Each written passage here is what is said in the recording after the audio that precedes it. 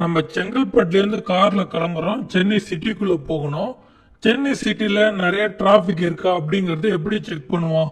முக்கியமான ஜங்ஷன், முக்கியமான ரோட்லலாம் எப்படி டிராஃபிக் இருக்குது அப்படின்னு மேப்பில் செக் பண்ணிவிட்டு, ஓகே டிராஃபிக் கம்மியாக இருந்தால் மற்ற ஏரியாவும் டிராஃபிக் கம்மியாக இருக்கும் அப்படின்னு ஒரு அனலைஸ் பண்ணிட்டு போவோம்ல. அதுபோல் மும்பை பங்கு சந்தையிலும் தேசிய பங்கு சந்தையிலும் முறையாக 5000 6000 கம்பெனிகள் லிஸ்ட் ஆகியிருக்கு. இந்த ஸ்டாக் மார்க்கெட் எந்த திசையில இருக்கு? அப் ட்ரெண்ட்ல இருக்கா, டவுன் ட்ரெண்ட்ல இருக்கா, இல்ல சைடுவேல மூவ் ஆகுதா? இந்த மாதிரி மார்க்கெட்டை பத்தி தெரிஞ்சுக்க இந்த 5000 6000 கம்பெனியும் மொத்தமா நம்ம பார்த்துக்கிட்டு இருக்குது ரொம்ப கஷ்டமா இருக்கும். அதனால நல்லா பெர்ஃபார்ம் பண்ற முக்கியமான 50 கம்பெனிகளை ஒரு பெஞ்ச் மார்க்குக்காக எடுத்து வச்சுப்பாங்க. ஒவ்வொரு செக்டார்லயும் தேர்ந்தெடுப்பாங்க.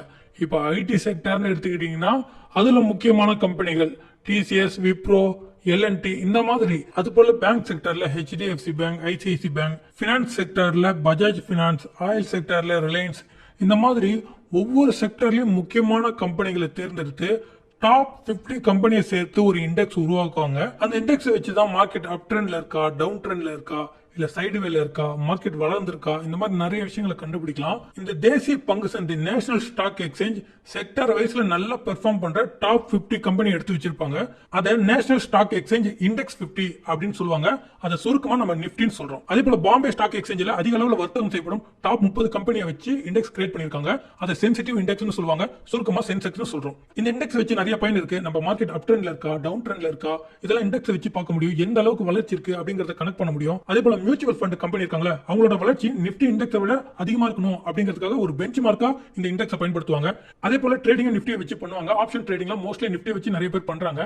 லாஸ்டா ஹெட்ஜிங் பண்ணுவாங்க. ஹெட்ஜிங்னா ஒண்ணும் இல்லைங்க, நம்ம ஒரு ஸ்டாக் மேல போய் லாபம் வரும்னு வாங்கி வச்சிருப்போம். அந்த டைம்ல ஏதோ ஒரு காரணத்தினால மார்க்கெட் கீழே விழும். அப்ப லாஸ் வரக்கூடாதுன்னு சொல்லிட்டு நிஃப்டில கீழே போறதுக்கு புட் ஆப்ஷன் வாங்குவோம்.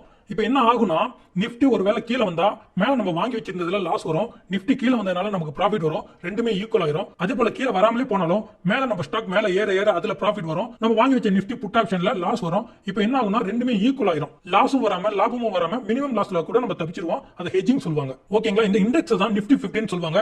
இந்த இண்டெக்ஸ் எப்பயுமே ஒரே மாதிரி இருக்குமா? அந்த கம்பெனி 50 கம்பெனி அப்படியே இருக்குமான்னு கேட்டா, திடீர்னு ஏதாவது ஒரு கம்பெனி நல்லா பெர்ஃபார்ம் பண்ணாம அதோட வேல்யூ குறைஞ்சதுன்னா, அதோட மார்க்கெட் கேபிட்டல் குறைஞ்சதுன்னா, அதை தூக்கிட்டு அதுக்கு பதில் எது நல்ல பெர்ஃபார்மன்ஸ் பண்ணுதோ அந்த கம்பெனி நிஃப்டி 50ல சேர்த்துருவாங்க. அது போல நிறைய இண்டெக்ஸ் இருக்கு. நிஃப்டி நெக்ஸ்ட் 50 இது பேருக்கு ஏற்ற மாதிரி என்எஸ்சில இருக்க நிஃப்டி 50 தாண்டி அடுத்த 50 ஸ்டாக் குறிக்கும். அதே போல நிஃப்டி 100 சொல்றது ஃபர்ஸ்ட் இருக்க 100 கம்பெனி குறிக்கும்.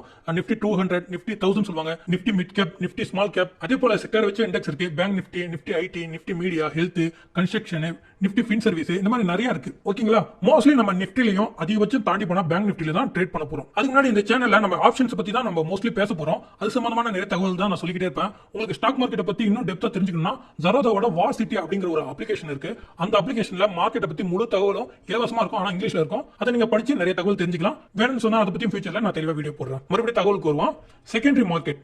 இந்த செகண்டரி மார்க்கெட்டிங்கிறது மனிதர்களுக்குள்ள வாங்கி விற்கிறது. இப்ப நான் உங்ககிட்ட வாங்குறேன், நீங்க என்கிட்ட விக்கிறீங்க, இல்ல வேற யார்கிட்டயாவது விக்கிறோம். இந்த மாதிரி மனிதர்களுக்குள்ளே வாங்கி வித்துக்கிறது தான் செகண்டரி மார்க்கெட். ஃபர்ஸ்ட் மார்க்கெட்டிங்கிறது ஒரு கம்பெனி வராங்க, அவங்க ஐபிஓ கொடுக்குறாங்க, அதை மக்கள் வாங்குறாங்க, அந்த பணத்தை எடுத்துட்டு கம்பெனி போயிருவாங்க. இதுதான் ஃபர்ஸ்ட் மார்க்கெட். அந்த வாங்கின ஷேரை மக்களுக்குள்ளே மாத்தி மாத்தி வித்துக்கிறது செகண்டரி மார்க்கெட். ரெண்டாவது புல்லிஷ்.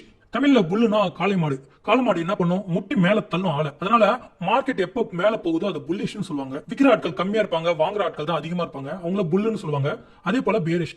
பியர்னா கரடி. கரடி என்ன பண்ணும்? ஆள் அடிச்சு கீழே தள்ளும். அது மாதிரி மேல போன மார்க்கெட்டை கீழே வர வைப்பாங்களே, அவங்க எல்லாம் பியர்னு சொல்லுவாங்க. அந்த ட்ரெண்ட பியரிஷ்னு சொல்லுவாங்க. சரி, இதுல நம்ம புல்லா பியரா அப்படின்னு கேட்டா இருக்கிற இடத்தை பொறுத்து.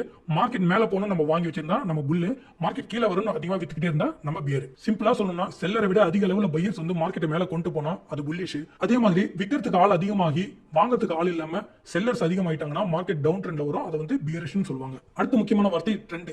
மார்க்கெட் மேல போனா அது அப் ட்ரெண்ட், கீழே வந்தா டவுன் ட்ரெண்ட், சைட்ல மூவ் ஆகிட்டு இருந்தா அது சைடு வைஸ், ரேஞ்ச் பவுண்ட், அந்த மாதிரி சொல்லுவாங்க. இந்த சைடு வைஸ்ல நம்மளால அதிகமா லாபமே பார்க்க முடியாது. அதை இனி வர வீடியோல இப்படி நம்ம பார்க்கலாம். கடைசியா பார்க்க போறது வால்யூம். போன வீடியோல சொல்லியிருந்தா கொஞ்சம் தெளிவா பார்க்கலாம். ஒருத்தர் காலையில 9:20க்கு மார்க்கெட்ல 100 ஷேரை 300 ரேட்ல விற்கிறதுக்கு செல்ல ஆர்டர் போடுறாரு. அதே நேரத்தில் அதே விலையில ஏன் ஒருத்தர் 60 ஷேர் வேணும்னோ பின்னு ஒருத்தர் 40 ஷேர் வேணும்னா வாங்கறதுக்கு பை ஆர்டர் போடுறாங்க. இப்போ மார்க்கெட் என்ன பண்ணுனா 300 ரூபாய் மதிப்புள்ள அந்த ஷேரை ஏங்கிறவருக்கு 60 ஷேரும் பிங்கிறவருக்கு 40 ஷேரும் கொடுத்து ஒரு செகண்டே டீல க்ளோஸ் பண்ணிரும். சரிங்களா? இப்போ மார்க்கெட்ல 9:20க்கு வால்யூம் பாத்தீங்கன்னா 100ன்னு காட்டும். சில பேர் என்ன சொல்லுவாங்கன்னா 100 விக்கிறாங்க 100 வாங்குறாங்க, அதனால வால்யூம் வந்து 200ன்னு எடுத்துப்பாங்க. அப்படி எடுத்துக்க கூடாது.